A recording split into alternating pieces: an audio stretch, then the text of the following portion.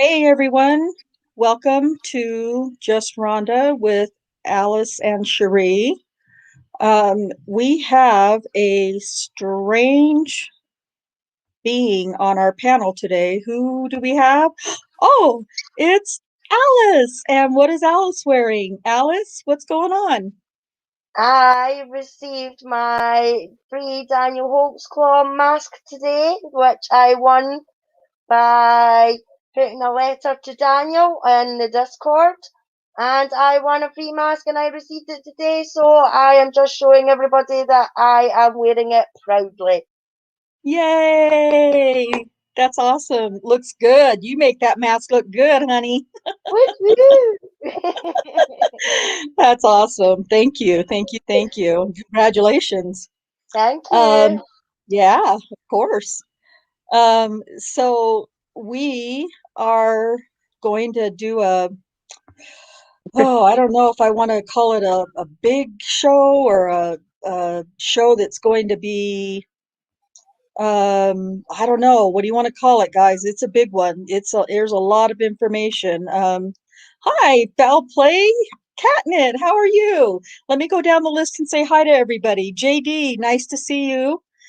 Susan, of course, my love, welcome and thank you for coming. Alice is in the house. Alice is in the chat, and Cherie is in the chat. And Catnip, I'm so happy to see you.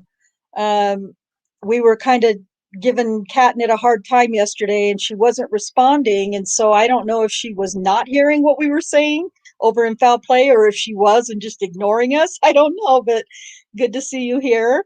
And Foul Play, I'm guessing this is Zoe. Is this Zoe in my chat? I'm so excited.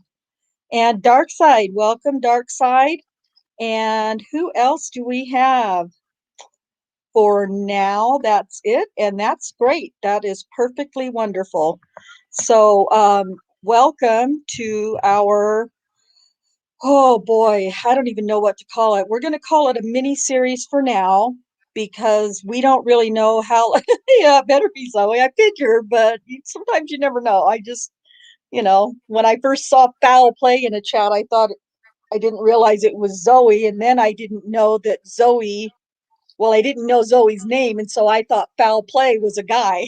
This has been quite a while ago. She's like, um, I'm a female.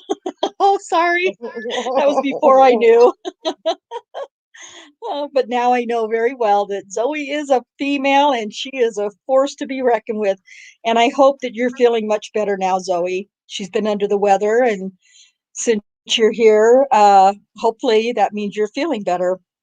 Um, So we've decided that we're going to have this series, the next in the timeline of accusers. Um, it's going to be a mini series because it's regarding the situation or the accusation or the alleged assault of Tabitha Barnes. And, we're really, oh, I better turn on my YouTube down, off. There we go. Um, we Hey, Kay, welcome. Happy to see you here. We have, I'll tell you, Tabitha Barnes is extremely twisted and convoluted, and I don't know how to really break it down for you. So that's why we're going to do this in a few parts. So, what we're going to do is start with some slides, and I'm going to just kind of run through them a little haphazardly, if for lack of a better word, because there are some parts of the slide that we're going to need to break down and try to explain to you. But at the same time, trying to explain it too much might confuse you more. Am I right, Cherie, Alice? People in You the chat are. who know? It is Yes. really, yeah, Tabitha Barnes is a tough one. And I was doing some deep research on Tabitha Barnes and trying to figure out her story. And I remember sending messages late at night to Cherie. Like it would be like 9 or 10 o'clock for me. So for Cherie, it was like 11 or 12 o'clock. If you're awake, please help me figure this out, because I could not figure her story out because it was so twisted. And it doesn't help at all that Rocky Gregory writes like a, I mean, my 5-year-old granddaughter could form a sentence better than Rocky Gregory, and I'm not being a smartass either. Being pretty serious for the most part. I don't know if you've read the police report or not, Alice, but I know Cherie has. What do you say, Cherie? Oh, definitely. You Yeah. really have to try to get inside his head to figure out what he's trying to say on some of it. And what the lies are that he's trying to twist Yeah, and oh, it's pretty, insane. Jack, pretty much. welcome. Glad to have you here. So we're going to do our best, and I'm going to kind of maybe possibly jump around with the slides a little bit. We're going to do the slides, and then as soon as the video finishes uploading, because even though I feel like I'm much more familiar now with Tabitha Barnes's 3-part story or 3-incident story, just trying to break down the video to put it together for you guys was even difficult. And I thought I knew her case backwards and forwards, but I don't. I mean, I do, but not to break it down like the way I was trying to. So what we're going to do is start with some slides, and Cherie has made some lovely slides for us, and she's so good at it. That's why I always dump it on her. Hey, Cherie, slides. So, and she always does a great job. So, let's see. Because I don't want to dump everything on Alice and Cherie. I'm going to probably kind of do the slide reading for the most part, but they have strict instructions to jump in and cut in whenever they see fit. So, um, with that said, I will go ahead and start with the slides. And excuse me. So we have Tabitha Barnes, part 1, the interview. Um, Now, she was discovered on August 14th of 2014. So it was Rocky puts in his report that at about 2 o'clock on the 14th of August, he went to Tabitha's house, which is on Northeast 15th and Jordan in Oklahoma City. He found uh, Tabitha, just like they found all the other accusers, and that was by going through Lieutenant Musney's list of possible, I was going to say suspects, possible victims, I guess, of Daniels. And so uh, she was the next one on the list that fit into Rocky's people to find. So he found her by looking at at Daniel's AVL and um, all of his, all of those things. That was how they found a lot of these women, was by their, well, first getting their name from the list that doesn't exist, and also by, even though they would often get the dates wrong, most of the time they would get the dates wrong and even the locations wrong. They managed to uh, get the AVL reports and things and match, and then go to the ladies and say, now, you said it was on this date, but are you sure it wasn't this date instead? So that's how a lot of these ladies were found. And then, of course, Rocky and Kim helped them with their tale. Rocky did not record this interview with, initially, this first interview with Tabitha Barnes. However, he does record some of his interviews, and you can hear in a lot of those interviews, you can hear him trying to twist and manipulate the ladies into saying what he needs them to say to make them a victim of Daniel Holtzclaw. Um, he told Tabitha that he had a tip that she had maybe been the victim of an unreported sexual assault. Now, in his written report, he doesn't say by an Oklahoma City police officer, but we know from other recordings that he has done that he has said that, as well as Kim. I think Kim Davis said that in all of her recorded interviews that we've had. Um, can you think of any, Cherie or Alice, where she didn't say that? Or I can't. I can't think of any either. I think she said it in Nope. all of hers. Yeah. um, which is, if it's not making sense to you why that matters, well, because they're planting, that's just the first step of planting the idea in the accusers' minds of who they should, be thinking, oh, wait, now who sexually assaulted me? Well, they know from those opening statements from Kim Davis and Rocky Gregory that it should be an Oklahoma City police officer. And then the detectives do the rest of the work.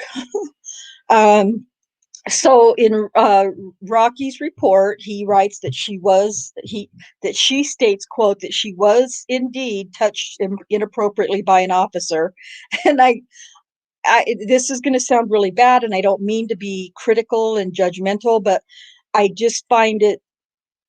I don't use the word indeed very often myself, and I'm not saying that I'm a highly educated woman and I should be, but it just sounds kind of funny to me that, you know, Tabitha Barnes or any number of these other accusers would use the word that I was indeed touched inappropriately by an officer.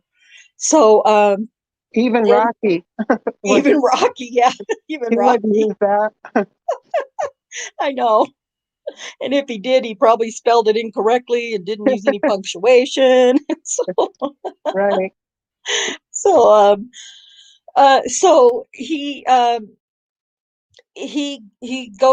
sets about, you know, talking to Tabitha Barnes, and she advises him that she had been inappropriately touched by an officer, and that officer had been harassing her on more than one occasion. There's the clue to why this is going to be a process, because it's more than one occasion. He contacted Lieutenant Musney. I thought this was so weird. So Lieutenant Musney, for those who aren't familiar with all the dirty players, Lieutenant Musney is Rocky and Kim Davis's superior. They report to Lieutenant Musney, and he gives them the instructions and tells them what to do and where to go and who to talk to and how to say it and who to look for and everything. So it's just kind of strange that that the detective would contact his supervisor by phone and say, "Hey, I'm over here at this address with one of these possible victims. You want to come over and hang out with me while I do the interview with her?" It's just really weird that he would do that. But he did. He called Musney up and asked him to come over and hang out while they did the interview. And so Musney tootled on over to the northeast side of town, which is a frightening area for people like, that work in, for lieutenants and, sergeants and whatever, because they're hoity toity. Possibly, maybe I shouldn't be judgmental about that either, but I've seen pictures of some of their houses, so I can say that. Um, so Tabitha, they sit in Rocky's car in front of Tabitha's house, and he starts asking her questions, and she tells them about the first incident. Again, another clue to the depth of this. The first incident where Daniel allegedly made her expose herself to him, and this is the one that he allegedly touches her bare skin, her bare breasts, and the video will. By the time we get to the end of the video, it'll tell you, Rocky will tell you exactly how that goes. She starts talking about a second encounter with Daniel, but then she is like overwhelmed by sleep, tiredness, and exhaustion, and she can barely talk to them. She starts to fall asleep and nod off, and can't hold a coherent conversation. So Rocky agrees, tells her, well, you know what, listen, you look like you're really struggling here. So how about we come back tomorrow morning. When would be a good time? And she says, yeah, 10 o'clock in the morning should be much better. I'll feel much better by 10 o'clock tomorrow morning. So the detective and the lieutenant leave. And Rocky goes back the next day on August uh, uh, well, he goes back the next day, but he can't find her. She's not answering the door, and she's not responding to any calls, and he calls numbers that he thinks that she should be associated with, and nobody's seen her or heard from her. And then he's like, oh yes, that's right, she told me she was going to go to Lawton, to her sister's in Lawton, I guess, Oklahoma. And so, right away, Rocky begins making excuses for why he couldn't get a hold of her. But that's not the last excuse he'll make for her. Don't you worry. So they finally meet up. He finally, 5 days or several days later, after the 14th and after the 15th, he gets back a couple of days later on the 17th and finds her home. And at about 2:15, they begin another interview, this time without Lieutenant Musney. And I don't know why he didn't even get invited in this one, but he didn't go. It was just Rocky. This interview was recorded. Now, I have a theory, and that is that I believe that probably most or all of the interviews get recorded. And then, depending on what gets said by the accuser in the recorded version, um, I believe they either decide to just, oh yeah, I didn't record it. I mean, Kim's got a plethora of excuses why she doesn't record interviews, some of them that she didn't get. So he manages to record the second interview, and from what I could hear when I've listened to it several times, and you can hear it in Bates' uh, podcast, I think it's episode 10. It doesn't really sound like he's cutting parts of the interview out, but you can hear some major twisting going on. Does it sound, when you've listened to it, Alice or Cherie, does it sound like he edited his recording or anything to you? I couldn't really say for sure. I didn't listen to it recently, so I was Right. reading it. Oh, yeah. Yeah, and that is a difference. But Yeah. have you listened to it recently, Alice? Not recently, but when I did listen to it didn't sound like he edited anything. Okay, yeah, it doesn't to me either. And don't listen, guys. Don't get me wrong. I am not saying that Rocky's a good guy because he didn't edit his videos. But what I will tell you is that when you listen to the recording in a little bit, you'll be able to hear him trying to twist her and prompt her to say certain things. So um, it's not that Rocky's such a upstanding, honest detective. Trust. No, no, as he hell. Yeah. So in fact, in the very beginning of this recorded interview, uh, he goes back and tells Tabitha, now let's go back and let me just refresh your memory. I don't know if those were his exact words, but basically he wants to refresh her memory about what they talked about a few days earlier, and make sure he's got all of his details correct. So um, he says, oops, I passed up a thing here. Um, he said to her, uh, he wanted her to refresh his mind about when it was and what time of year it was and what the date was. But he's going to take care of those details for her. And he said, you said there was snow on the ground and it was the 4th, but you didn't know which month. And Tabitha said it was March at about 12:30 a.m. But we're going to show you differently throughout the course of the series that it is. There's just many dates,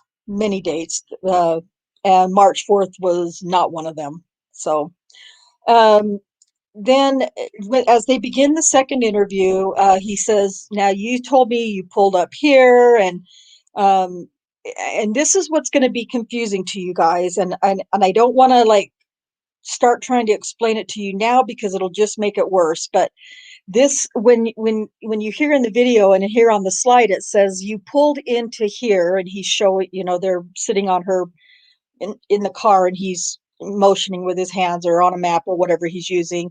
And he says, and they ended up dispersing then after everybody was gone. After everybody was gone, he had you lift your shirt up, and then he also lifted your breast, correct? So this is where just minutes in, it's already, you're trying to break it down line by line because it's confusing, like who ended up dispersing from where and why and what were they, so it's we'll try to explain it the way that it happens the best that we can. So Tabitha says, yep, that's what he did. And then Rocky, he didn't touch you any other way except for lifting the breast that time. And she says, yep, yes, as in he didn't touch her at any other time. And then he says, now what about the second incident? When was that? And then she said it was about 2 weeks later. Um, so this again goes along with the confusion of the story. But she said that in the second interview, in the second incident, she says that she pulled up to her house and someone had broken into her house. Um, and so it's trying to figure out how that whole thing is working out, because further into the interview, you're going to find out that there was somebody laying in the yard, or she claims there was somebody laying in the grass. And there's a whole story about that will come later about a guy that's run off with their microwave or some other crazy stuff. But um, so she pulls up, and there's a guy laying in the grass, and um, she claims that the officer, who is Daniel, she claims is Daniel, or Rocky claims is Daniel, is sitting there on the porch waiting for her. And but this guy's laying on the grass, so she thinks that that's why the cop is there, is to deal with this guy that's laying in the grass in her yard. And then she's like, nope, but it was just him, her assaulter. Um, so Rocky asked her, well, so were the police were there when you arrived? And she said, yeah, he was there. He was there. He was parked right in the middle of the street, and it was 9:30 p.m. and this guy's just laying in my grass. But she says that the officer tells her that he had been all up in her house, searching her house before she got home, and that turned into a whole thing with her. Um, so she's all offended because she thinks that he's just there for the guy in the grass, but then turns out he's there to assault her again, in her opinion. So she says that he asked her again the same questions that you've heard that he's allegedly asked all the others. Do you have any drugs on you? And she's very offended. Tabitha Barnes is very you get the impression that she is very, very hostile and very angry, and she does not like the police at all. And so, and why would she? Because as we're going to show you eventually, Tabitha Barnes' home, her house it's a little crack house. And when you start hearing some of the other accusers' stories, you're going to find out that they're a lot of the women will say that, well, I was stopped on over by 16th and Jordan, or 14th and Kellum and Kate, and all these different streets, but they are all streets and places that surround the crack house that Tabitha Barnes lives in. So there's definitely, you can hear, except for Florine Mathis, who I think it was that we talked about last week, except for Florine Mathis, everybody just kind of dances around where the location is that they actually are leaving from. It's like I said, it's 16th and Jordan, or 14th and Kate, or 10th and Kellum or whatever streets they're using, but that's because they don't want to identify that this is that they're over on 15th and Jordan, because the cops know that, or at least Daniel has already suspected that this was a major little drug crack house. So they're very careful with where they say they're coming from whenever they're talking to the investigators. But thing of it is, they don't need to worry because the investigators got their backs. They can say pretty much whatever they want, and those investigators are gonna fix it for them. So, um, but she's pretty hostile with the officer, and why do you keep stopping me? Why do you keep searching me? Why do you keep coming around my house? And she's just really and we talked about it with Florine Mathis too, about her being she had her assault and battery with the deadly weapon or something on a police officer, and that she was no shrinking violet. And really, Tabitha Barnes isn't either. She's pretty bold and pretty snarky and hostile with I'm assuming with Daniel. Now, let me just say, Daniel did stop Tabitha Barnes, or have contact with Tabitha Barnes. And he doesn't deny having any contact with any of these ladies at all as it is. Um, but the difference is what the women are saying and what Daniel is saying, or what Daniel reported of himself. So she goes on and talks about how, telling how he made her get in the car, and then he asking her again if she had any drugs on her. And she got really, really upset at the one point and said, if I was selling drugs or I had drugs on me, do you think that I'd be sitting in a house with no heat? I don't have any gas in my house. I don't have any heat in my house, and I'm waiting on DHS to turn my gas back on. So she's trying to pull one of those. Well, if I was do you think I would, if I had all this money from selling drugs, do you think I wouldn't have my gas turned on? Well, I think you wouldn't have your gas turned on because, unfortunately, I have spent time around drug users, and I know that when they get any money, they don't spend it on necessities for their families or their home or whatever. When they get some money in their pocket, they're spending it on more drugs, or alcohol or whatever it is that they're using.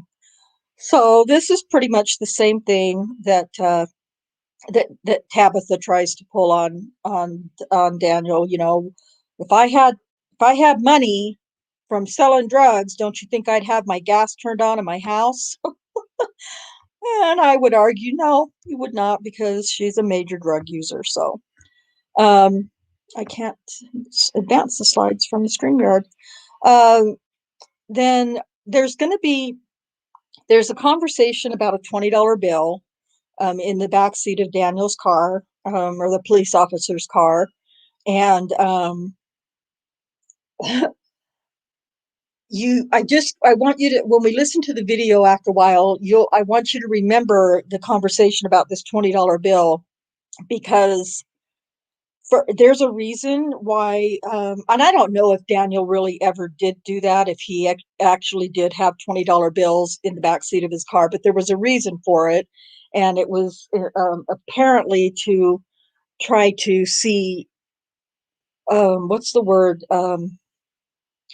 testing the credibility, I guess, of people that he stopped, and he'd put them in the back seat with this $20 bill. And if they got out and the $20 bill was still in the back seat of the car, not that they were necessarily honest or telling the truth or credible, but he knew that, well, she could have taken that $20 bill, but she didn't.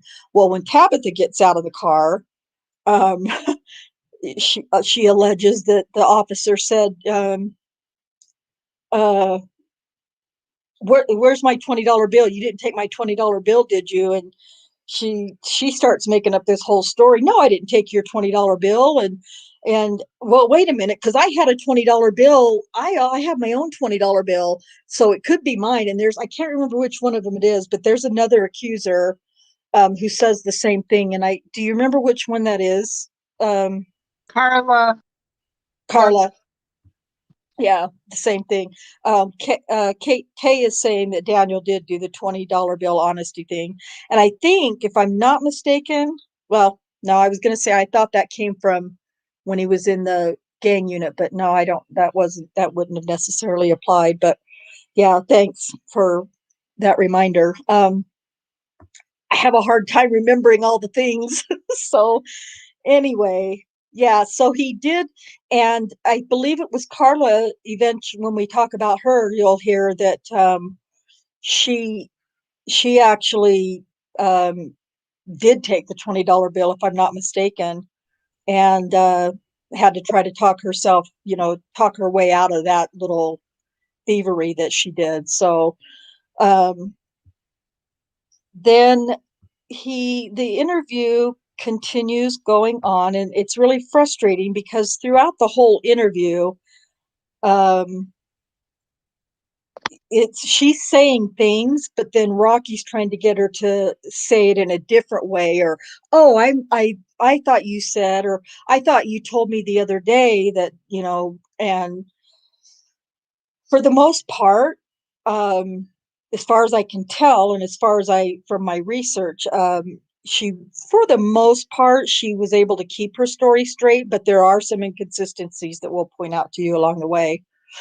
Um, so they talk about the tickets, and she supposedly Daniel ran her and found city warrants, just like with all the other accusers, and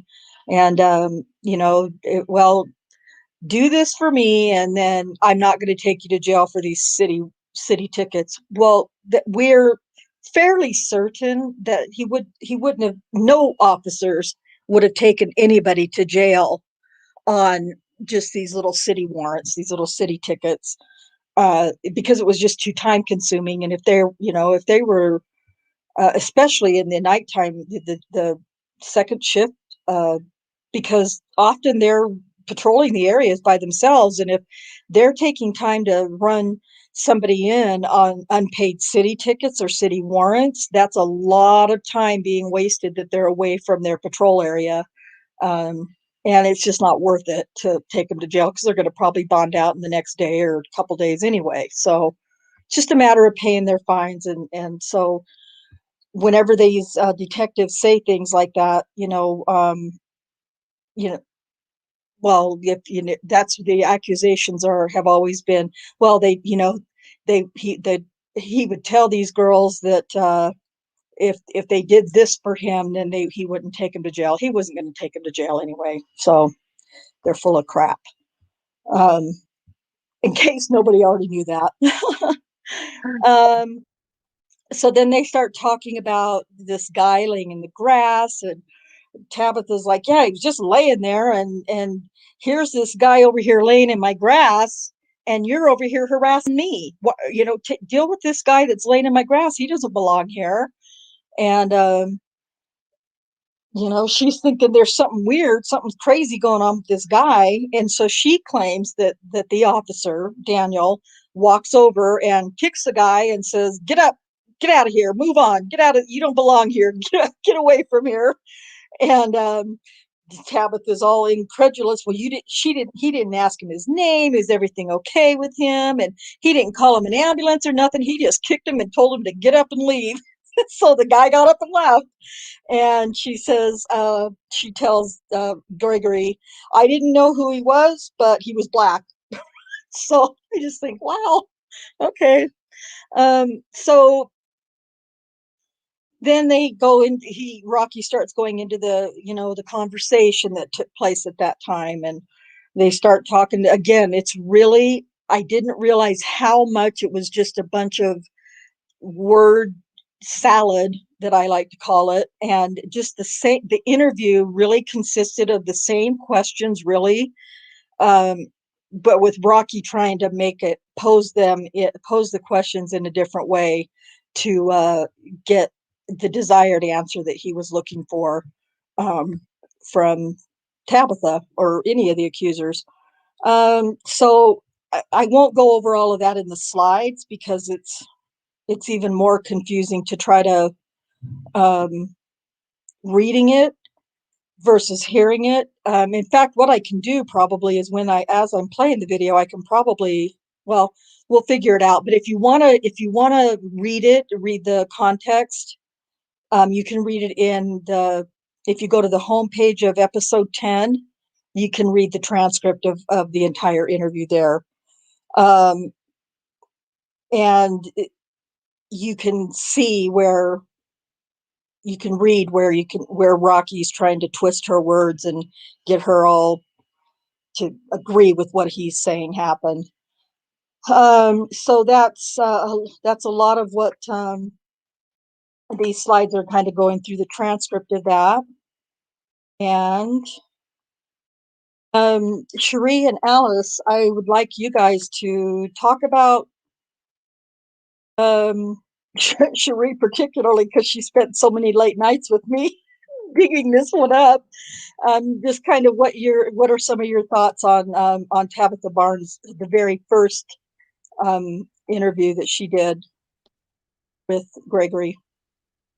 Oh, she has a hard time keeping her stories straight at times. Like when she's can't remember what's going to get cut off. Is it the rent or is it the gas? And I think I would remember. If my gas was about to get cut off, Right. I'd be cold. It was. Well, I guess she wouldn't have been. Well, she would have been at that time because it actually happened supposedly in February and March. So. Yeah. And Well, yeah. And Rocky says March 4th, but we're gonna probably in the next episode we'll talk about the 27th of February. So because that's when everything really started was on the 27th of February. Um, so Alice, I know you've got something to say about Tabitha Barnes. What what can you say about Tabitha for us? Bullshit.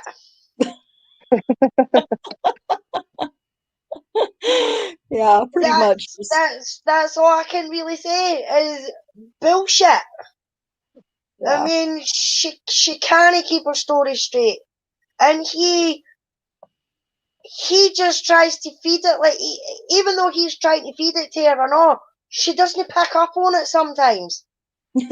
yeah. And he's like, but you told me the other day there, and then she's like, Uh, yeah. um, Oh, yeah. Well, what I meant, yeah, yeah, yeah. yeah, definitely. I really don't know how he swallowed half of what she put. But then again, I mean, you don't know what.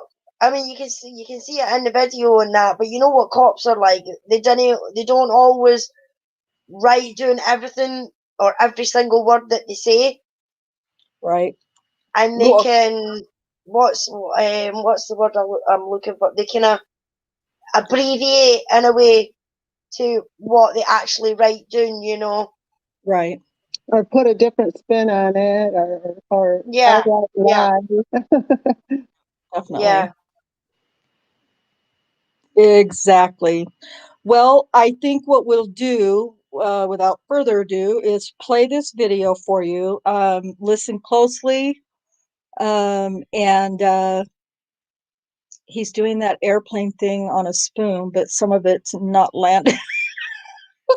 You're so funny, Kat. Kat says he's doing that airplane thing on a spoon, but some of it is not landing with her.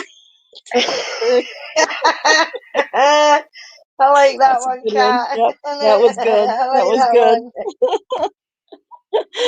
Okay, we're going to share the video and hopefully, putting some voices to names and whatnot, or words to voices or something, it's definitely going to make you raise some questions for you, but maybe it'll make a little more sense. So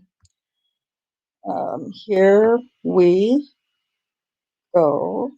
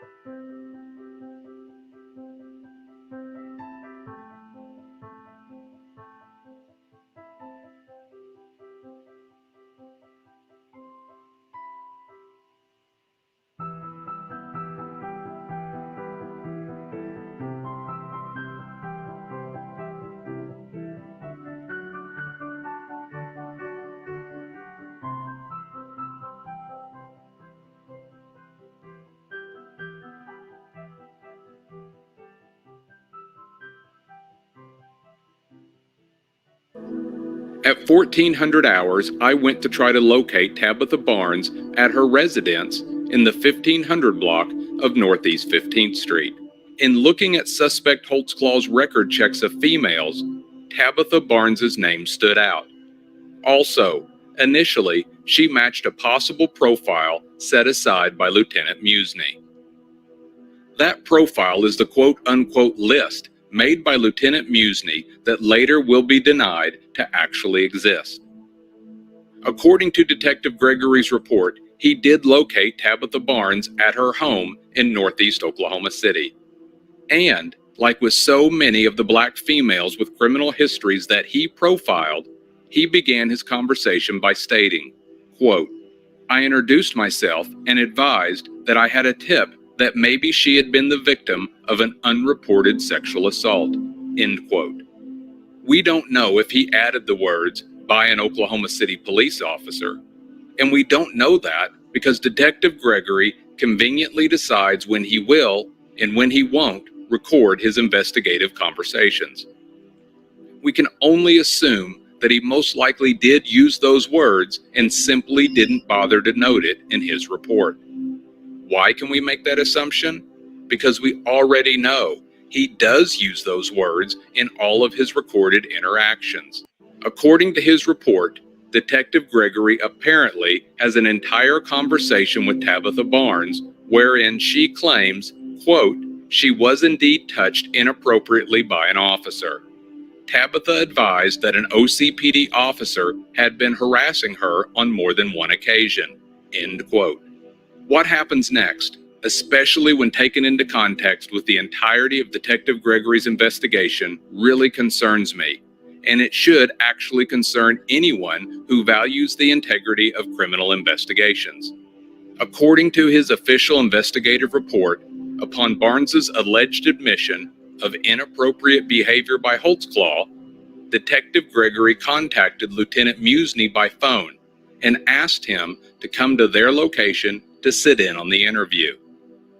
However, what he allegedly doesn't do is bother to audio record any of what was apparently a long, very detailed, and very odd interview. According to Detective Gregory's report, Tabitha Barnes details an initial interaction wherein Holtzclaw allegedly made her expose herself and then allegedly touched her breasts. Barnes then begins to tell Detective Gregory and Lieutenant Musney about a second encounter with Holtzclaw. However, she apparently begins to nod off and can't even remain conscious. I'm guessing her speech probably was fairly erratic and unintelligible at this point. Detective Gregory notes in his report that they are unable to proceed with the interview and that they agree to leave and come back the following morning at 10 a.m. Gregory tries to downplay this as simply Barnes's reaction to prescription Ambien and the fact she claims to have been up all night taking care of her grandbaby. I'd be okay with giving Barnes the benefit of the doubt if it wasn't for the fact Detective Gregory conveniently claims he didn't record any of this interaction. And then later at trial, we find out that Barnes often smokes crack cocaine, and then Barnes actually shows up to testify while high on PCP, a fact that was only confirmed when trial judge Timothy Henderson ordered Barnes to undergo a drug test on the spot. Regardless, when Detective Gregory returned the following morning at the prearranged time, Barnes was nowhere to be found.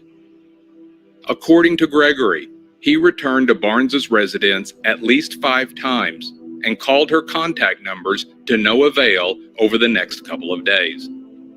Finally, on August 17th at about 2:15 in the afternoon, Detective Gregory was able to locate Barnes at her home. Barnes claimed that she had caught up on her sleep and was able to continue with the interview. Unlike the first interview, Detective Gregory did record this interaction. The following is the complete audio recording of that meeting. What is today's date? You know? 17th. Detective Gregory, Oklahoma City Police Department. I'm here with Tabitha Banks here in front of her Barnes. I'm sorry. Too many names. I apologize. here at Northeast 15th. We're here to finish up our interview. We spoke briefly the other day, but we're going to go ahead and finish it today. Tabitha wanted to complete the interview. All right. Okay. On the,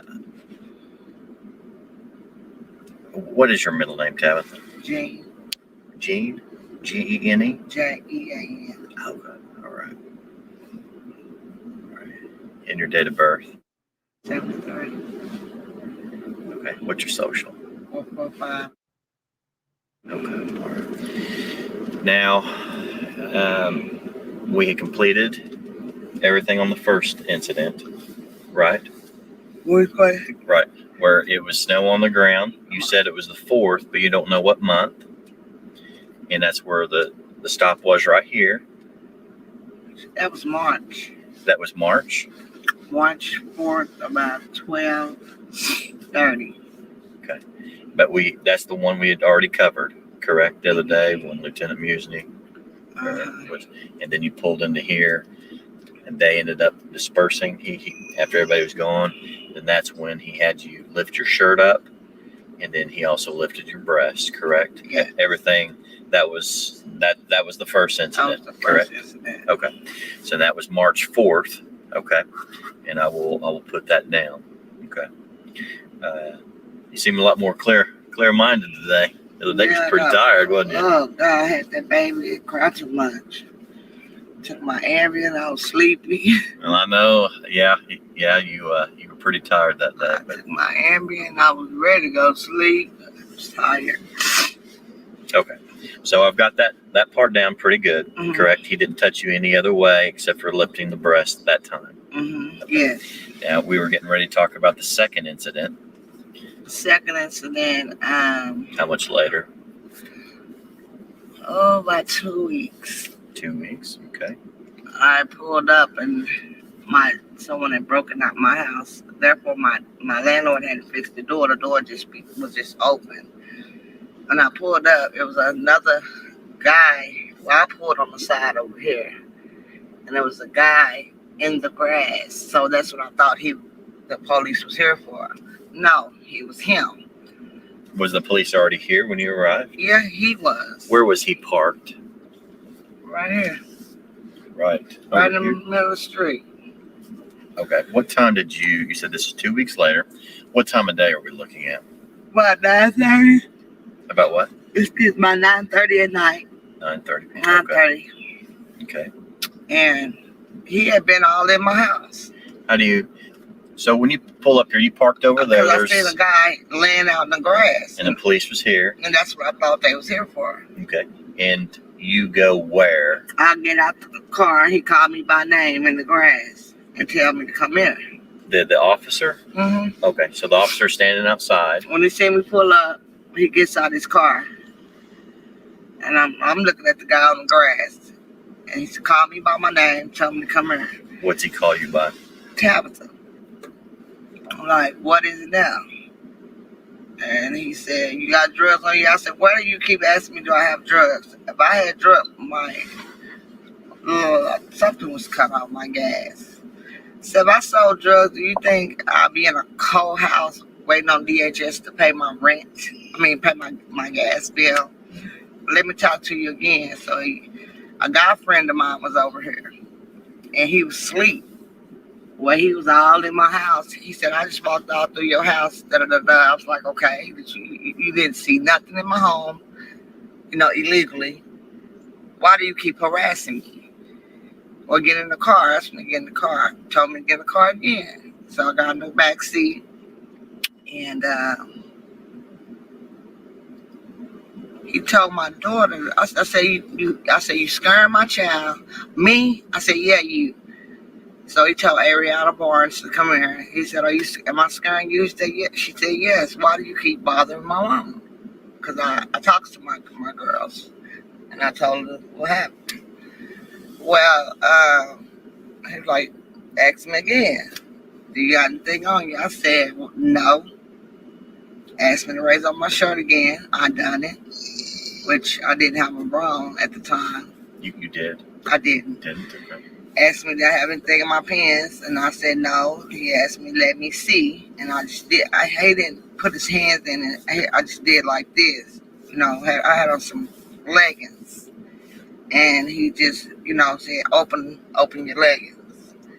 And that's when there was a $20 bill in the back seat. And he was like, you didn't take my money, did you? I said, take your money for what? And I didn't even notice the $20 until he said something. So I looked, and there was a $20 bill in the back seat. Ran my name again. Like, when you gonna take care of your tickets? I said, me and my father's working on it. He let me go again. 2 days later. Okay, I'm gonna stop you there, okay? Because I wanted you to run down through it to have a clear mind, okay? Now I'm gonna back you up on that one. I want to cover everything, okay? The more you cover with me, hopefully you won't have to cover this, later on unless you want to, okay? That's my game plan. Okay. Now I do know it's 2 weeks after March, so we're still in March. It's 9:30 p.m. You park over here on Jordan. On the side of the house. And he is parked here in the middle of the street.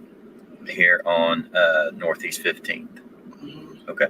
Who is with you in the car? Me, my 11-year-old, and my son. Okay. Your 11-year-old is who? Is that Ariana. Ariana. Okay. And your son? Marcus.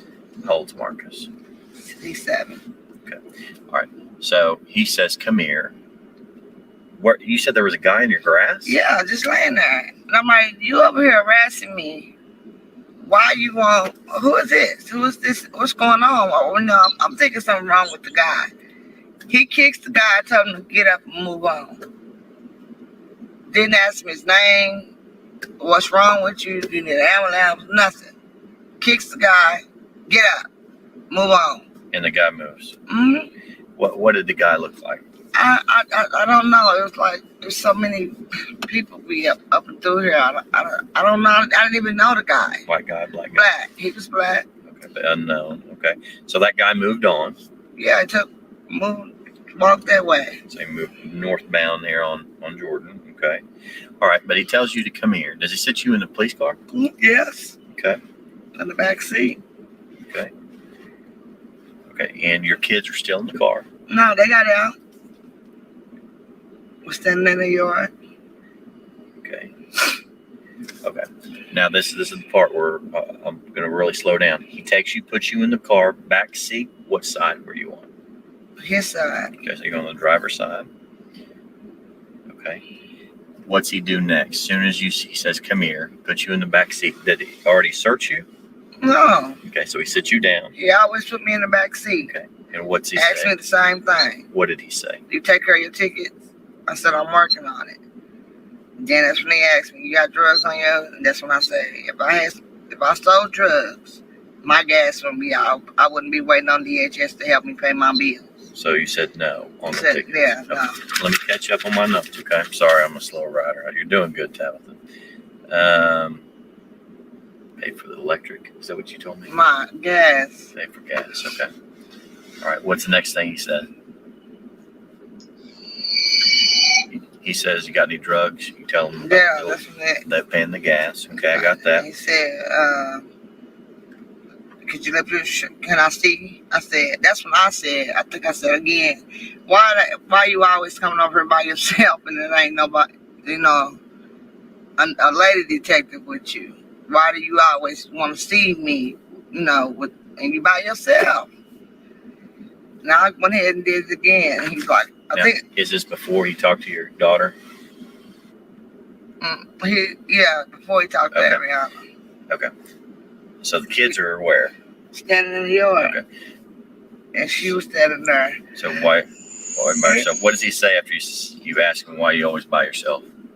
Trying to see me. He didn't really say nothing. He didn't comment on it. He was like, I want to say that I'm doing you a favor. Or what? Okay. And what's he say? Remember. What's he say or do next? After you confront him about? He get out his car. He get out the front seat. Open up the back seat. And he was like, before I let you out, I got to check you. Did he already run you yet? Yeah, I was sitting right there when he ran me. Okay, so he would run you during this time period. Was it over the radio? Yes. Did he pull you up on the screen? I didn't look at I know he was messing with the screen, but I could hear the lady that ran back, told him that I had the ticket. Okay. Before I let you go, he said what? You asked me again, do I have drugs on me? I said no. And that's when he was saying, well, I'm about to check you. And I raised my shirt up. He looked. Hang on, was it? I'm about to check you. I'm gonna have to check you. Did he tell you to raise your shirt or what? Yes. How did he say it? Lift your shirt up. And I did like this. I said, I don't have nothing on me. He said, Okay, you got anything in your so pants? it wasn't the whole belly thing? It was all the way up? Yeah. So he lifted all the way up because that's what he had you do before? Yeah. It's like it was the same routine. Let me ask you this, Tabitha. Did you go to the belly or did you just automatically go up? Just automatically go up. Automatic. Okay. So you had no bra on, correct? Not very. Not that time. The first time I did. First time you did have a bra? Oh, I thought you said the other day you did not have a bra. The first time I had a bra on because I lifted it up. Lifted the bra up. Then it wasn't good enough for him. That's when he lifted up my breast. This time, I know I didn't have no bra on. On the first time, but he picked up your bare breasts. Okay. I had it because I just did like this with my shirt and my bra. And then he had you expose them. Yeah. So you had to pull your bra up over your breast on the first time? And with my shirt. Is that correct? Yes, with my shirt. I'll make that correction in my report. I misunderstood you. I didn't think you had a bra on that first time. So you did have a bra. He just had you pull it up and then he lifts it up. Okay, this time you had no bra. So your breasts are exposed. And what's he say? You got anything in your pants? I said no.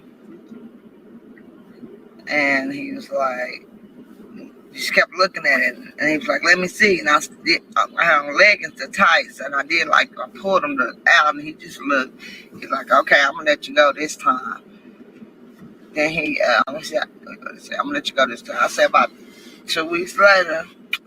Hang on one second. Okay, so this time he did not touch your breasts. He just looked. And he did not touch your vagina. No. Okay, so no touching. The second time. Okay, but you mentioned earlier that this is where you saw the $20 bill. That second time I seen the $20 bill in the back seat. What did he say about the 20? He said something. He said, "Don't touch. Make sure my $20 is back there." And I was like, "What?" I said, "No." I said I had $20 too, because I had it in my bra. The time I had it in my bra, it's in my hand. I know I had $20. I was like, hold up, I got $20 too. And then I looked in the bag and there was a $20 bill in his back seat. I said, I didn't touch your $20. What do you say? And I said, $20 for? That's what I said. I said, and what's the $20 for? He said, I got my reasons. I got my reasons. So that was his 20 in the back. And when I got out, it remained in the same spot in the back seat. Where was it back there? In the middle. Right in the middle. Could you see it when you sat down? Well, I wasn't looking, but when he mentioned it, when I got out, I looked. Yeah, you could see it. And I looked and I seen it. Okay, so he came back. Hang on one second, Tabitha. You said so he never did have your kids go inside, right? Yeah, on the second time? Yeah, he said she's okay. You can go in. You said something about scaring the kids, and I told him. I said you keep frightening my kids. You keep coming over here, and he told her to come here.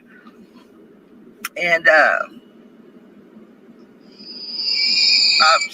he's like, she's okay. I'm just talking to her about some things.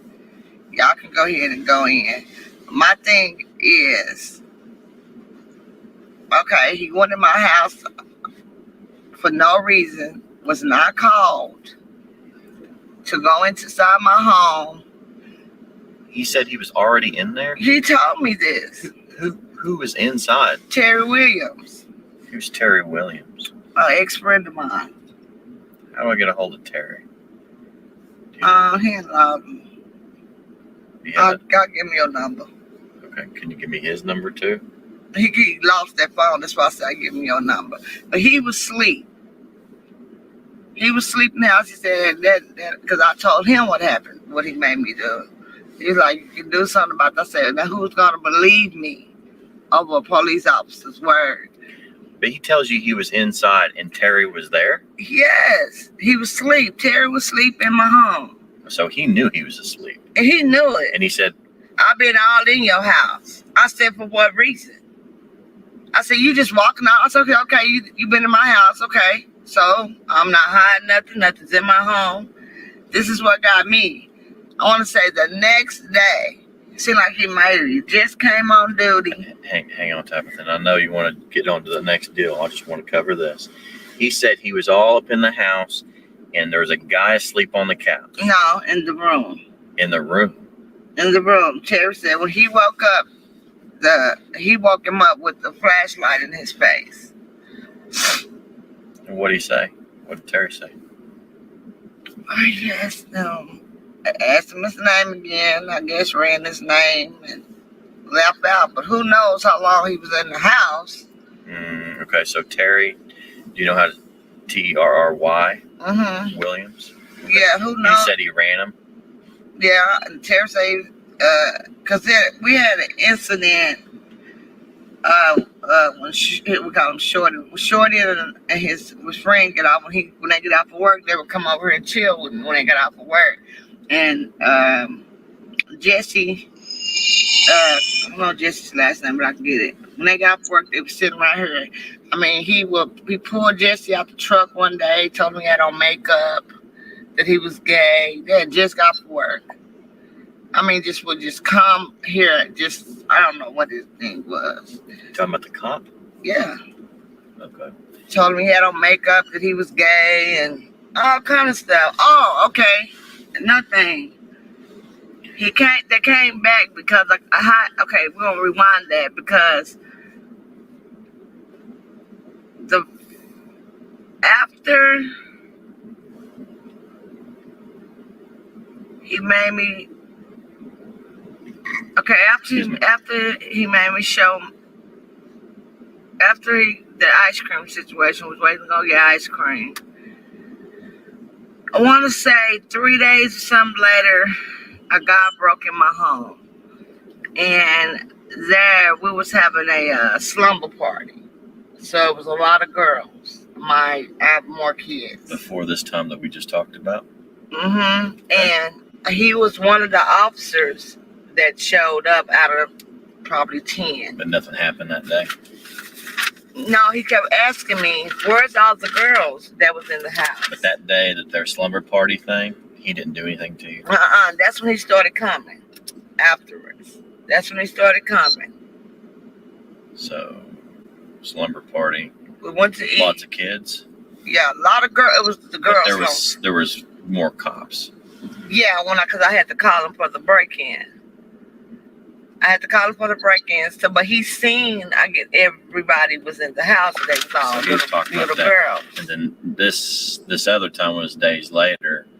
That's when he had you sit in the car. Yeah, he asked me about that. He was like, where's all... He said he was all up in your house. Yeah. Did he say anything specific about your house? No, he was just like, I was all in your house. I said, well, why would you be in my home? I didn't call you. You should be taking care of the guy that was on the ground. Was Terry a boyfriend or what? Yeah. Okay. So he was in your bedroom? Actually, my son's room sleep. Okay. Make sure you get me Terry's name, okay? Or his phone number, pass on. I need to get a hold of him. Okay. So this next thing, so he didn't touch you on that, but then the next time, how much later are we? Let's go to this. This is when it ended. He came over. How much later? The next day. So 2 weeks plus a day. Yeah. Matter of fact, I want to say like a month ago he came too. but I didn't open the door. I was looking at him through the window. Was he in uniform? Mm-hmm. Okay, so 2 weeks. So it was the very next day. Okay, he came, and I opened up the door. I was cooking, and I didn't know what to do, so I called my mother in Texas to let her listen. Because he would always ask me for my phone. Every time, the first times, but I was in my house this time. But this is the next day after he sat you out here in his car. Came over here, and he was like... About what time? But I knew his hours, too, about 4:30. 4:30 during the day. He had to just come on duty because you could smell his cologne, and he didn't look like he had just, been out. He ain't been out. He looked like he just came on. Okay. So he goes to the door, he knocks. Knocks hard.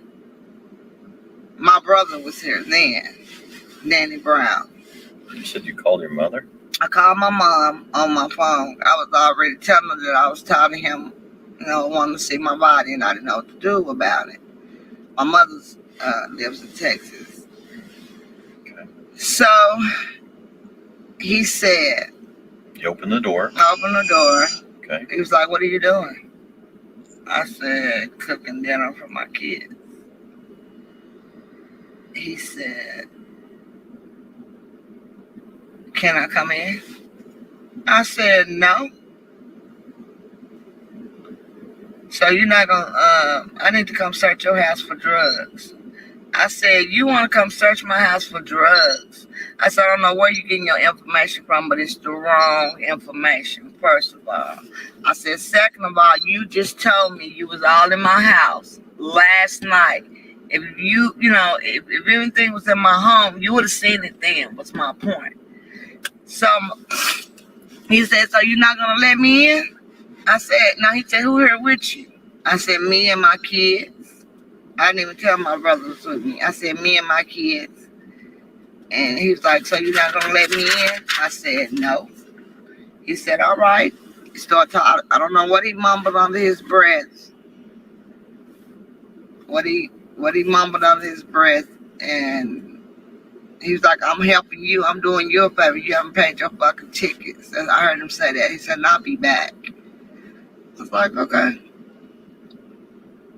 And that was in May. So May 1st, my mom had a heart attack.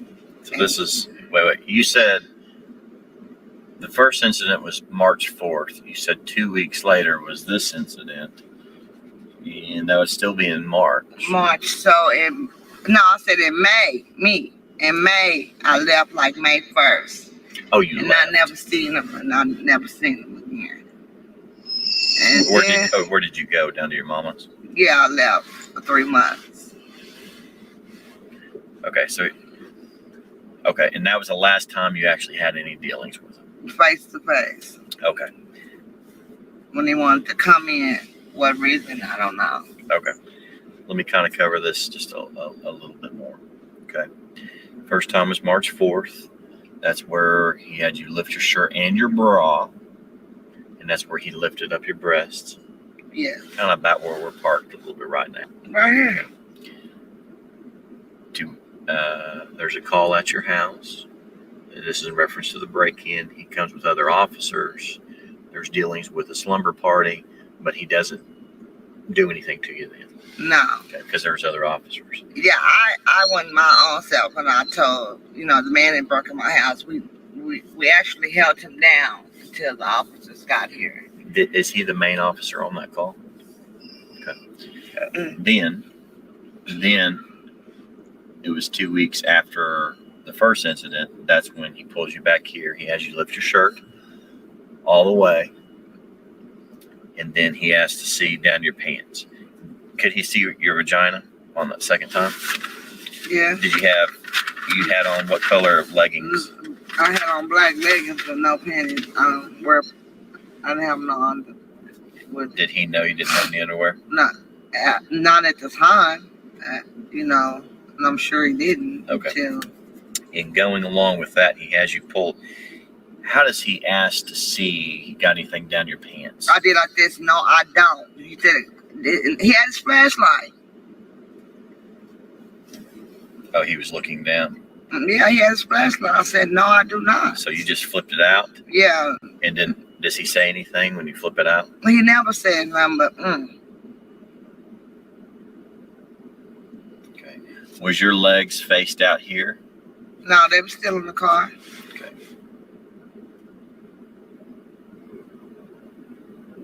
Okay. So then you had your,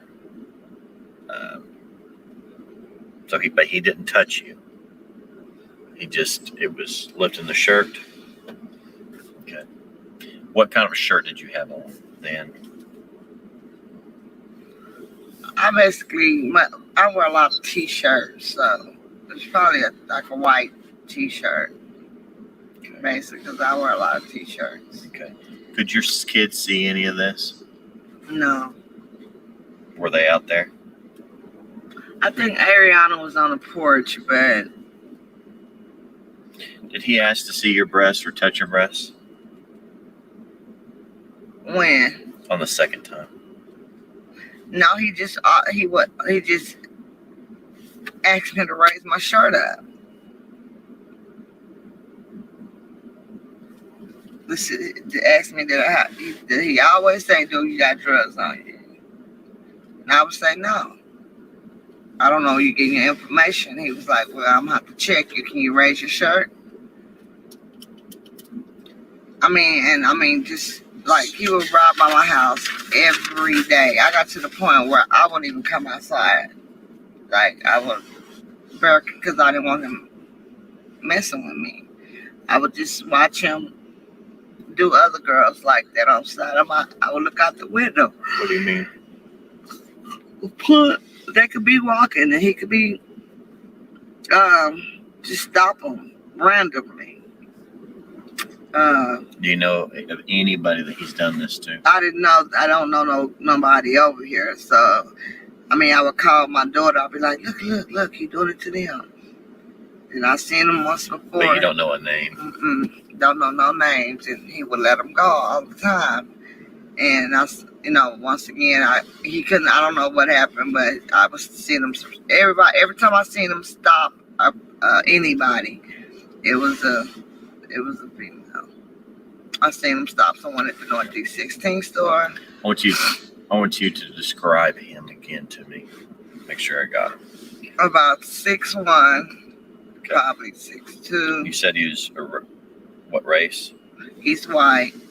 Okay. What color skin? White skin. I mean, like a tan color, like an Indian tan color to me. Not dark, but he wasn't pale. Okay. Tall guy. What would he wear? Broad shoulders. He would always have his hair I guess he would do it with hairspray. What color hair? Like a brown in it, brownish, light brown, and it would be spiked up in the front. What do you think he would weigh? Because the other day you said he was really built. He is up here, like a stocky built to me. He probably hitting about 230.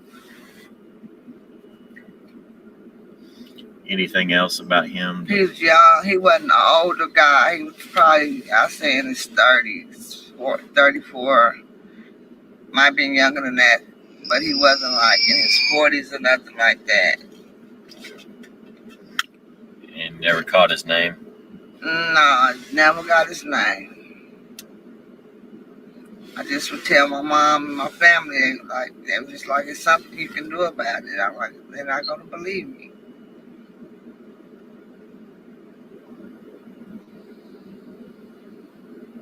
He was a young guy. He wasn't older. He looked like a rookie. I watch movies. I know he wasn't your age, old school guy, no. See any scars, marks, tattoos? No, but if you show me a picture, I bet y'all can identify him. because he would come over here, just come. Drive through You constantly. said it was a new car he was driving. He usually came in that little Z20. I don't know about no more cars, but like the new one, the new black and white, Is it black and white or all black? all black, and got police on it. And the last stop he made, I can't quote what date it was, but he was in the older car, and I was trying to do a little searching on him, and So the second time he was in an older car? the last time he came, and I didn't open the door. I was looking out the window at him. He parked back by right here. And he wanted to do one of the He came in one of them cars. So he wanted to just he Uh-uh. wanted it in your house. That was the time he wanted in my house. That's the last face-to-face he seen with me. He wanted to come in. I said, come in for what? He said, to search your home. I said, search my home for what? You was just in here last night. Did I have any drugs laying around? Did you see any doobies in my house? I smoke cigarettes. I know you see nothing but cigarettes. I said, you see no alcohol in my home, no alcohol bottles, no beer bottles, nothing. You ever okay. So he only touched your breast once, right? Mm-hmm. Okay. You ever touch your vagina? No, he just looked at it. You ever have sex with you? No. Okay. You ever see his penis? No. Do you ever talk about having sex with you? No.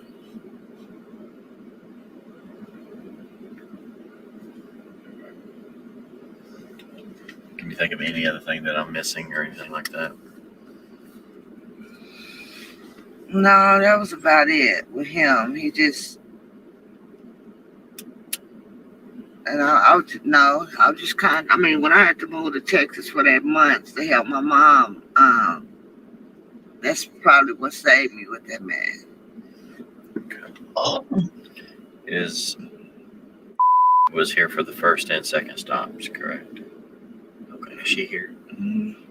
You think you could send her out so I could talk with her? Okay. See, I thought he originally had touched you on your vagina. I was going to get your buccal swabs because there's some DNA questions out there we have. He didn't put his hands. He just did my breast. Bare breasts. Mm-hmm. Okay. Yeah. Okay. If I have anything, I'll probably just swing by. So don't wig out if I come back by. Okay. Okay. All right. Yeah, I'll just talk. And I need your mom's number. Okay. And then I need that information to Terry as well. Okay. Okay. With Tabitha Barnes' second interview completed, Detective Gregory next interviews Barnes' 11-year-old daughter. Out of an abundance of caution, I have decided to redact Barnes' daughter's name. When referencing the daughter in the future, I will simply refer to her by the alias Jamie, which is not her real name. The following is the audio recording of Detective Gregory's interview with Jamie in his vehicle while parked in front of Barnes' home on Northeast 15th Street. Hey. Let me send this. Hey, I'm Detective Gregory. I was kind of the ugly guy here the other day sitting in the car with your mama. Okay. All right. Now, you correct? All right. And Tabitha, that is your mother, correct? How old are you? 10. Okay. What's your date of birth? 03. What's month and day?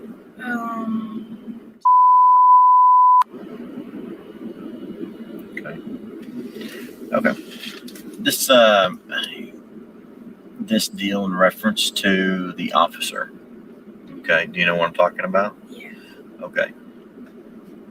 And what do you know about the situation? What have you seen for yourself to happen? That he was asking my mom to show her body, and then he kept sitting right here in front of our house. Then he kept asking him, "Why you coming here? Why you coming here?" And then my auntie said, "Cause I'm living with her right now." Then he said, "Oh," And then he keep coming back. He just kept coming back for no simple reason. Then when we was gone, he came in our house. My stepdad was in the bed asleep. And then my stepdad said he came in the house while we was gone. And then we was about to go get some ice cream, and he pulled us over for no simple reason. We all had on seatbelts. The tag was right. My mama, she didn't have license, but the person that was driving, they had license. Okay. And I know that there's different times, and just so I'll be clear, I think in my mind, is that when there was snow on the ground? No. When they pulled into the driveway? How many times have you seen this officer yourself? Forget about what you've heard. How many times have you seen him just yourself? Like 4 or 5 times. Where have you always seen him at? Right here where you parked. He always just sit right here. Since when was the first time you ever saw him? And this is August. About March. Okay. Let me ask you this, and this is, I know what you've heard.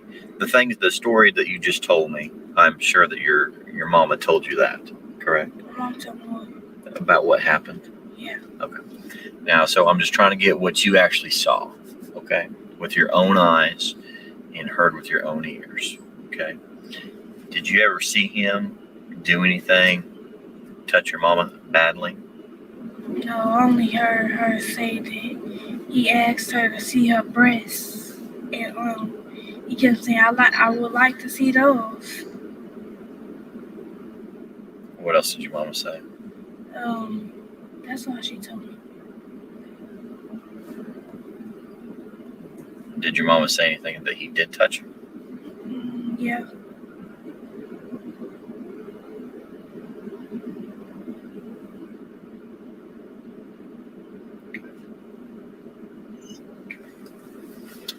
All right, but you never did see him actually touch her. I saw her. I saw him like trying to touch her arm, and then she was just like yanking away. Okay. But not anywhere else besides in the arm. Okay. Okay. You ever tell you to go inside the house or anything? Yeah. How many times? Like every time we come.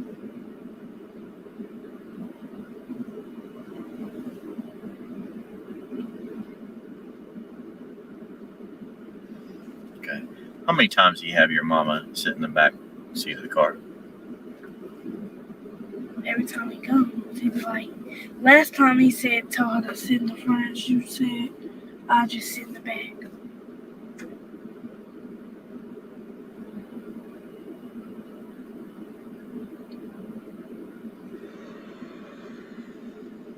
But you've always seen him here at this house. Mm-hmm. Okay.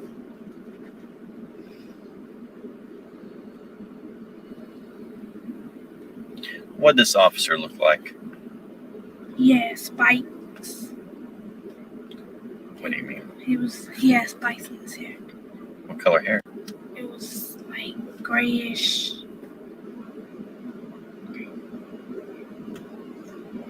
It was grayish, and he was buff a little bit.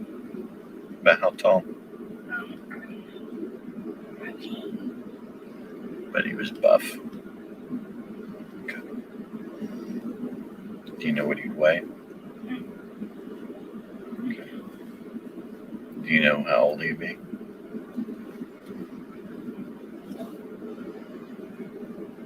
But you've seen him 4 or 5 times here. Okay. Did your mama ever tell you anything else besides the breast stuff? No. Okay. Okay. I think that's really all I needed. I'm going to touch base with your mama.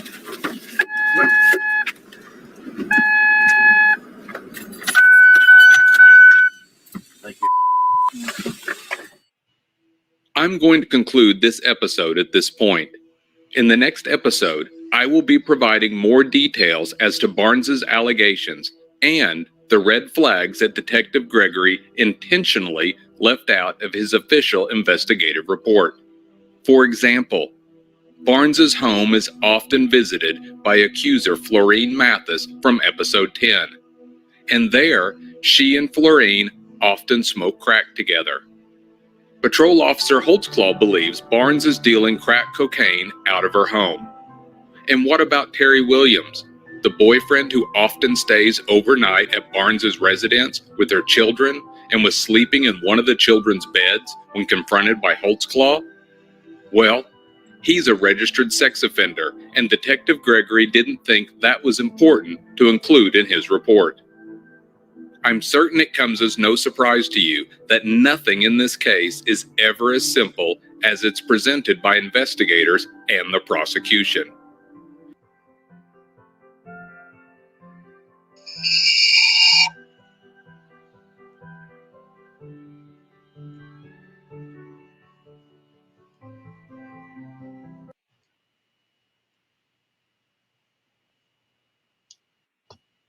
Jesus fucking Christ. I know.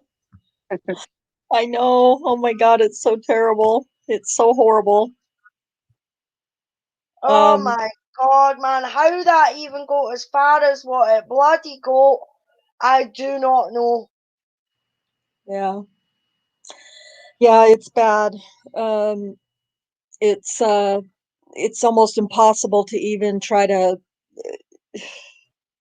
Yeah, I don't know how we're going to break this down to make it understandable for everybody because it's so twisted. But we're going to do our best to come back next week with some sort of breakdown of how this whole story goes. So those of you in chat or listening, or if you watch it later, please wish us luck because we're gonna need it. Oh my God, where the hell do you start with that? That is just a shambles. And I mean, I've listened to all the episodes that Brian Bates has done. But just hearing it again and how stupid and incoherent and mind-boggling. I mean, she can't even make up her fucking mind if she's got a bra on or no.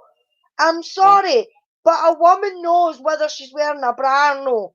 Because if you're out working all day and everything like that, the first thing you do is you take off your shoes. The second thing you do is you take off the over-the-shoulder boulder holder. You know, so.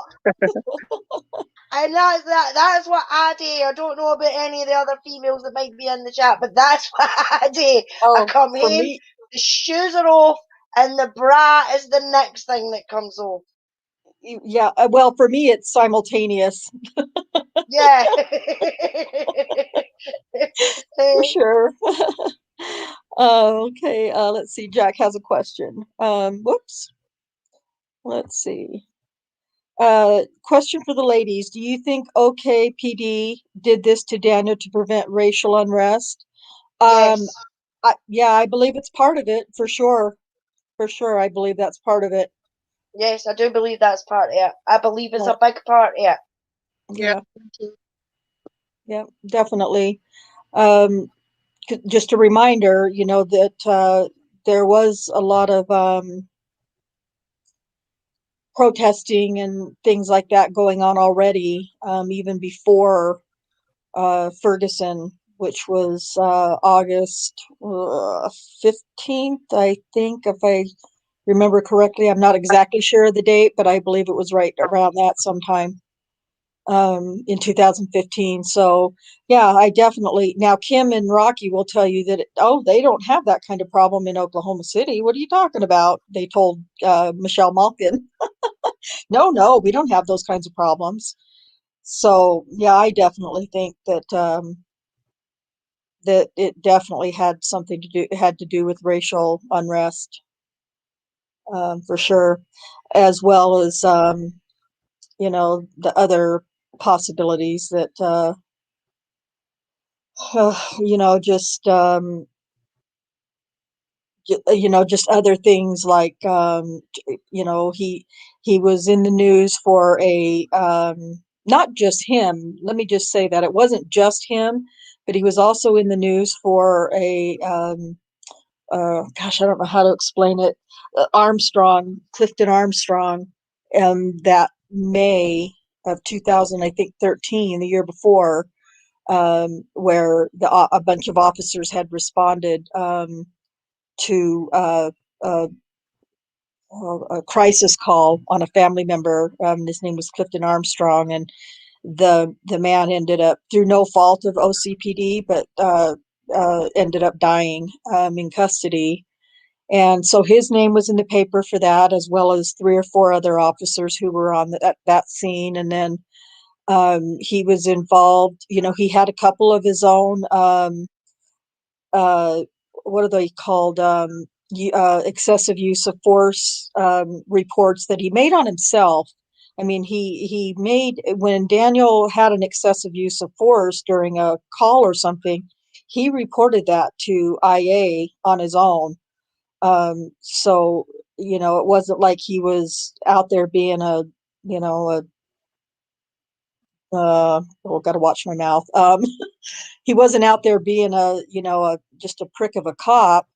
If something looked like, it was an excessive use of force, or a suspect complained, then he would report it himself. But he had several of those.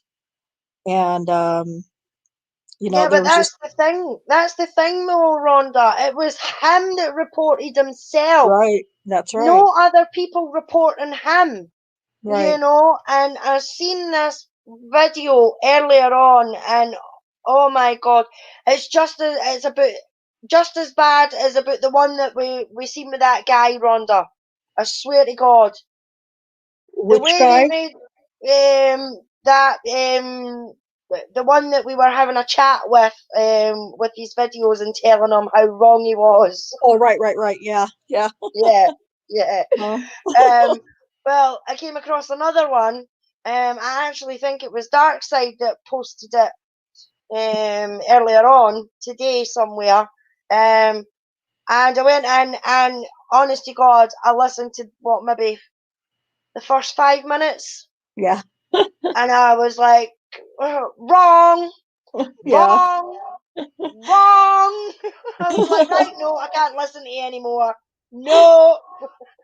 Yeah. Yeah. She shared that, I think, in Daniel's Truth. She shared that somewhere, I think. And I was, busy getting ready for the show tonight, and I started listening to it, and I was like 3, maybe 5 minutes, and I was like, nope, can't listen, because Yeah, I needed to go off, and I and I didn't have time. Oh my yeah, gosh, it was yeah. so Oh, infuriating. you're just as well that you did, because she brought up the complaints, but she says, and he's had loads of complaints against him, but never Oh, mentioned the fact that it's him that's reported his fucking self. yeah. No, I didn't hear that much of it. Oh, gal. Oh, yeah. And It's mind-boggling. yeah, it is. And I mean, oh my God, man, some people out there are they've just not got a clue. They're no gone, and they're no reading these things that we found. They're no digging into it, and that's what annoys me about these guilters. And Right. it doesn't matter what case that we're working on. I mean, the Luke and Jodie case that we've been involved in as well. Some of the comments that I have seen under some of the videos that other people have brought out since the documentary and everything like that have been absolutely disgusting. Yeah. And the mentality of these people is unbelievable. So I could just imagine what the mentality of these people are that are looking at these and no seeing what's right in front of their bloody eyes. Yeah. And it's like they refuse to see. Yeah, They don't want to see. They want to believe the dirty, nasty, vileness of a case, you know, and it's disgusting. It's gross. It's shameful. Yeah. So yeah, I don't know how we're gonna break this down, but um, I don't know. I'll do the best. We'll just do the best that we can, and I don't know. It's not going to be easy. Um, it took me a long time, and finally, at one point, I don't know, probably, and I am not exaggerating. Cherie, you can correct me if I'm wrong. But I want to say that it was a good probably 3 weeks, maybe, that I spent just researching Tabitha Barnes's story, and I could not figure it out. And then one day, um, you know, one day I just went, "Oh my God!" It just clicked, and I thought, "Oh my God!" I remember, or I was able to figure out, and a lot of it had to do with the way that Rocky writes his reports, and so it didn't help at all that he's so illiterate, um, that I couldn't uh, I couldn't figure it out, and it was very, very frustrating. And Tabitha Barnes happened to be the one I was focusing on at the time, and I just thought, man, I and like I said, I would screenshot something and send it to Cherie, and I would say, "Now explain to me, what does this sound like to you?" But then we finally, after like I said, about 3 weeks, we finally figured it out. I think it was about that long anyway. It might have just seemed like that. I don't know, but it was rough. So it came down to going line by line, word by word, trying to figure out what was being said. So, yeah. So, I think I will wrap it up for now, because I think I've left a lot. We've left a lot for y'all to um, think about, try to digest, try to untwist, Yeah. and Yeah. uh, Yeah. yeah, And I mean, I would just like to quickly say that I mean, this is what we are doing. This is our opinions and our views of what we've looked at, and not for a minute are we saying that none of these women were allegedly assaulted. But right, you just have to have an open mind and realize that these things do happen. People get wrongfully accused and people get wrongfully convicted. And I'm afraid to say that Daniel Hawksclaw is one of these people who has been falsely accused and falsely accused. And that's not to diminish anybody who's ever been sexually assaulted. It is nothing like that. This is what we have looked into. This is what we found. And we're doing research on it. So we're not trying to offend anybody or anything like that. And I do apologise for my language, but I just get so passionate about this case, and it gets me so angry at the things that I hear and I see that it even got as far as it did.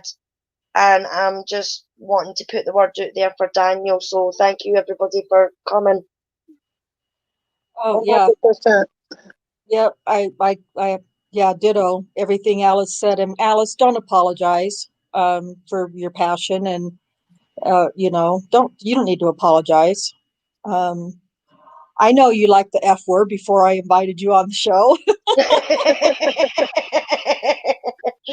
I if I it just if I I mean, I have my own potty mouth issues, so, but in the event that anybody in Daniel's family or friends or anything listen, I don't want me to be being nasty and ugly. And, But I mean, less that's than it. a I mean, lady. I don't you want to have offend said, anybody in the family. yeah, I mean, you have said that sometimes Daniel's sister or that may watch or anything like that, and it's more so for their benefit. But I only curse and swear like that because I'm so passionate about Right. getting the truth out there. So I apologise, but in a sense I don't apologise because Yeah. that's just Sorry. me, you know. What is that? Sorry, not sorry. Yeah, sorry, not sorry. Yeah, don't you dare apologize. It's fine. That's just me that's feeling that way. So you're fine. Um, yeah. So are there any questions before we leave you with this twisted nightmare? Any questions or comments from the chat that you'd like us to try to address right now, or would you like to just try to untwist things yourself? I recommend it would probably be helpful if you guys go to episode 10 or 11. Kat's 11. putting 11. Okay, Kat's putting 11 in the chat. So yeah, go and listen to it and read the transcript as you're listening. There's also a redacted police report that Bates has in that podcast. So you can look ahead and it might actually help you. If I can suggest it, it might actually help you to look ahead and read through that police report, if you get the time, and see if you can try to start figuring out what we're going to be talking about in the coming weeks. Otherwise, you might be having to write me letters in a special place. So yeah, because it's rough. So all right, well, if there's no questions or comments, I just want to remind everybody to please share, like, comment, invite your friends and your family to join our channel and Discord. And if there's nothing else, I will Oh, yeah, say, yeah, there is something else. There is oh, something else. okay, If I think there's still a couple of masks left to be given yeah, away. I think it was 4 because I myself got my free mask today, and if you watch from the beginning of the video, I proudly wear it at the oh, start.